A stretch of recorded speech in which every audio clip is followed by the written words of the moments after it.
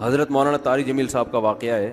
ایک شخص آیا مجھ سے ملنے کے لیے, خواجہ سرا ہے. میں تو پہلی دفعہ زندگی میں کوئی خواجہ سرا مجھ سے ملا. میں سمجھا کہ پراپر آدمی ہے, اتنی بڑی اس کی داڑھی اور رنگ ماشاءاللہ بڑی مردانہ وجہ.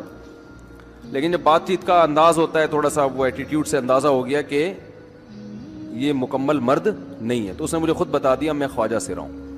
میں نے کہا بھائی ہم سے ملنے کے لیے کیسے آئے آپ, اتنی بڑی داڑھی آپ کی. اس نے اپنا جو واقعہ سنایا نا, میں 3 دفعہ وہ واقعہ سناتے ہوئے رویا ہوں. اور جب وہ سنا رہا تھا اس وقت میرے آنکھوں سے آنسو نکل رہے تھے. اس نے یہ ابھی بھی میرا بیان سنتا ہے وہ. اس نے واقعہ سنایا کہ میں جب پیدا ہوا تھا نا تو میں خواجہ سرا تھا. گھر میں ایسا بچہ پیدا ہو جائے والدین کی طرف سے عزت نہیں ملتی. جب 10-12 سال کا ہوا تو نہ بھائی مجھے عزت دے رہا ہے اور نہ میرا والد مجھے عزت دے رہا ہے. میں بھائی کے ساتھ کہتا ہوں مجھے باہر لے کے جاؤ تو وہ کہتے ہیں لوگ میرا مذاق اڑائیں گے تمہیں دیکھ کے. ظاہر ہے اس کی حرکتیں تھوڑی زنانہ لڑکیوں والی حرکتیں ہوتی ہیں. اور والد بھی کہیں محفلوں میں نہیں لے کے جا رہے, ایک مذاق اڑایا جاتا ہے. کہنے ایک دفعہ میں کہیں گزر رہا تھا تو یہ جو ہوتے ہیں نا خواجہ سراؤں کی پوری ایک جماعت تھی, انہوں نے مجھے پہچان لیا, دیکھا اتنا اچھا. اس وقت نہ اس کی داڑھی اور یعنی اس میں خواتین والی ہی علامتیں تھیں زیادہ.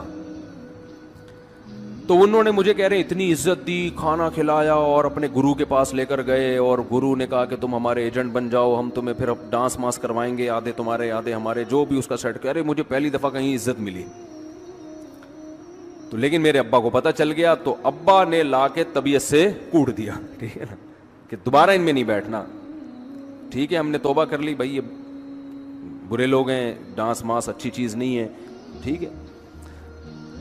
تو اب کیا ہوا, کہتے ہیں کہ پھر جو ہے نا کچھ دنوں میں کہیں کسی سے جھگڑا میرا ہوا کسی بات پہ, تو اس نے انتقام لینے کے لیے شکایت لگا دی ابا کو کہ یہ دوبارہ ان کے پاس گیا. حالانکہ وہ جھوٹی شکایت تھی. اب ابا کو لگا کہ یہ صحیح کہہ رہا ہے جس نے شکایت لگائی ہے, کیونکہ شبہ تو تھا نا ابا کو دوبارہ جائے گا. ابا نے پھر مارا. تو کہہ رہے ہیں میں بول رہا ہوں کہ میں نے یہ کام نہیں کیا, میں نہیں جا رہا ان کے پاس, میں نہ ناچ گانا سیکھ رہا ہوں, کچھ بھی نہیں. لیکن ابا نے اس کی باتوں میں آ کے انکوائری نہیں کی ہوگی پوری, وہ سمجھے ہوں گے کہ بھئی ایسا ہی ہے. تو ابا نے پھر کٹائی لگائی. تو اس کے دل میں منفی جذبات پیدا ہو گئے اور یہ گھر سے بھاگ گیا کہ بھئی مجھے ویسے تو عزت نہ یہاں مل رہی ہے اور میں ذلت برداشت بھی کر رہا ہوں تو بھی. کہہ رہے میں وہاں چلا گیا. تو جب میں وہاں گیا ہوں نا خواجہ سراؤں کے ہاں, تو وہی گرو اور ڈانس, اور پھر اس نے مشہور کچھ ایکٹروں کے نام بتائے جن کے ساتھ ہم ڈانس کرتے تھے, اور پیسے آنا شروع ہو گئے, آدھے گرو کی جیب میں آدھے ہماری, اور ہٹو بچوں. لیکن ظاہر ہے یہ کوئی عزت دار راستہ تو نہیں ہے نا.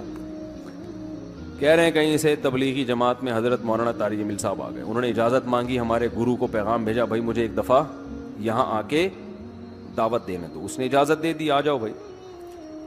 بیان کیا, ان کو سمجھایا بھائی یہ زندگی نہیں ہے, اللہ کی سیروزے کے لیے بہرحال ترغیب دی. کہہ رہے ہیں میں تیار ہو گیا, باقی لوگ تیار نہیں ہوئے, میں تیار ہو گیا.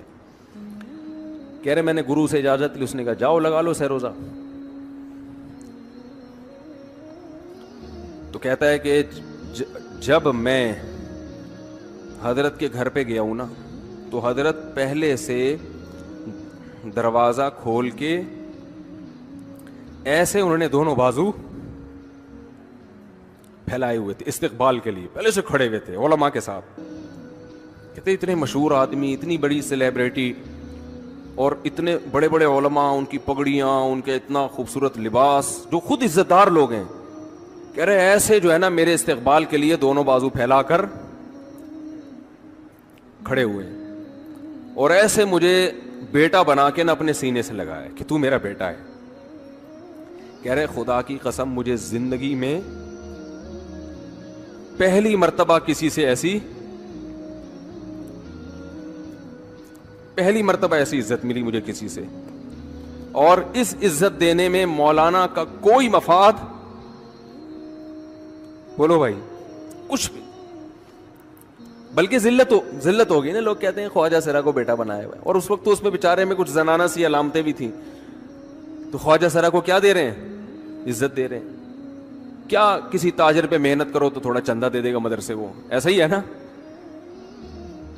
اور کسی افسر پہ محنت کرو تو تعلقات کیا ہو جائیں گے, جب وہ دین پر آئے گا تو اس سے کیا فائدہ.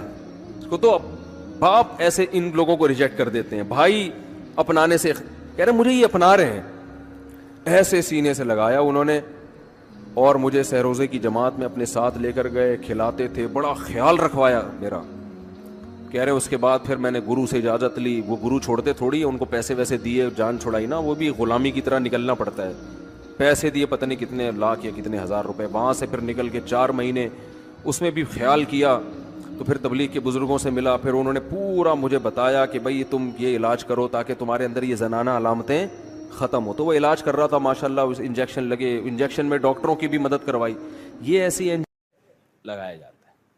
ایک اسٹائل ہے لالو کھیت کا, تھپڑ لگانے کے بعد سوچتا ہے آدمی کہ اس کا ری ایکشن کیا ہوگا.